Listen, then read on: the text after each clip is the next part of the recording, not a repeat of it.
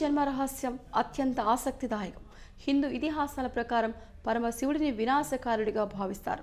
ఐతిహాసాల ప్రకారం త్రిమూర్తుల్లో ఆ మహాదేవుడికి ప్రత్యేకమైన స్థానం ఉంది. త్రిమూర్తుల్లో మరో ఇద్దరు బ్రహ్మదేవుడు, విష్ణుదేవుడు. బ్రహ్మ సృష్టికర్త కాగా విష్ణువు రక్షణకారుడు. హిందువులు అనేక రకాలుగా ఈ దేవుళ్లను పూజిస్తుంటారు.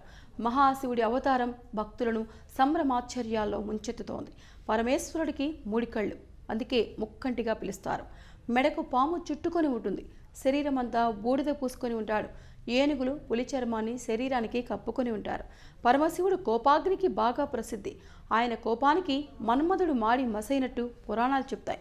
పరమేశ్వరుడి జన్మ కథనం చాలా ఆసక్తికరంగా ఉంటుంది.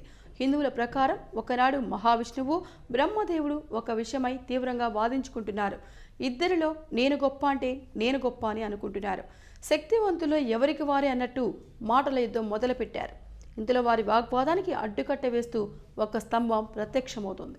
అది అంతకంతకు పెరుగుతూ పోతుంది. దేవుళ్ళిద్దరికీ అదేమిటో ఆశ్చర్యం కలిగిస్తుంటుంది. ఆ స్తంభం పైకొస కిందకొస కనిపించడం లేదు. ఆకాశపు టంచులను చీల్చుకుంటూ వెళ్ళింది. భూమిలోని అంతే పరిస్థితి. దీని సంగతి ఏంటో చూద్దామని ఇద్దరు దేవుళ్ళు నిశ్చయించుకున్నారు. అనుకున్నట్టుగానే బ్రహ్మదేవుడు పక్షిగా మారి పైకి వెళ్ళనారంభించాడు. ఇక మహావిష్ణువు అడవి పందిగా మారి భూమి లోపలికి వెళ్ళసాగాడు.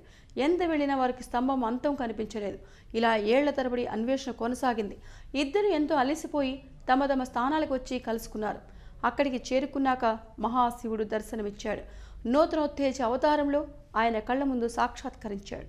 దీంతో దేవుళ్ళిద్దరికీ అర్థమైంది. పరమేశ్వరుడి గొప్పతనం తెలిసి వచ్చింది. ఆయన శక్తి తమ ఆలోచనలకు అంచనాలకు మించిపోయి ఉందని వారికి అర్థమైంది.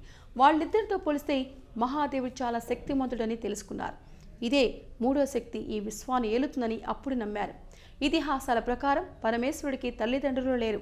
ఆయనను అనాదిగా వ్యవహరిస్తారు. అంటే పుట్టుకకు చావుకు మించి ఉన్నవాడు అని అర్థం. పరమశివుడు సామాన్యమైన దేవుడు కాదని హిందువులందరూ విశ్వసిస్తారు. ఆయన విచిత్రమైన విధానాలకు అలవాట్లకు ప్రసిద్ధి. దీని భూమిపై ఉన్న వారికి అంత సులువుగా అర్థం కాదు. ఆయన అనేక అవతారాలను ప్రదర్శిస్తుంటారు. ఎంతో శక్తిమంతుడు. ఆ దేవుడికి శ్మశానాలు తిరగడం ఇష్టమని చెప్తారు. ఆయన మెడలో పుర్రెలను వేసుకొని జంతు చర్మంతో శరీరాన్ని కప్పుకుంటారు. భక్తుల ప్రకారం పరమశివుడికి కోపం వస్తే తట్టుకోలేరు. అయితే హిమాలయాల్లో ఆయన గంటల గంటలు ప్రశాంతంగా ధ్యానం చేసుకోగల తపస్వి. ప్రశాంత్తో పాటు కోపగుణం కూడా ఆయనలో మెండు. దీనివల్ల ఆయన నిజస్వరూపాన్ని తెలుసుకోవడం భక్తులకు కష్టమైపోతుంది. శివుడు నటరాజు రూపంలో వేసే నాట్య విన్యాసం పంచభూతాలను అబ్బురపరుస్తోంది. భూమి, ఆకాశం, నీరు, నిప్పు, గాలి అంతా ఆ మహాదేవుడి వశం. జై నమోహ నమః. సో ఈ వీడియో కనుక మీకు నచ్చినట్లయితే లైక్ చేయండి, షేర్ చేయండి, కామెంట్ చేయండి అండ్ సబ్స్క్రైబ్ చేయండి.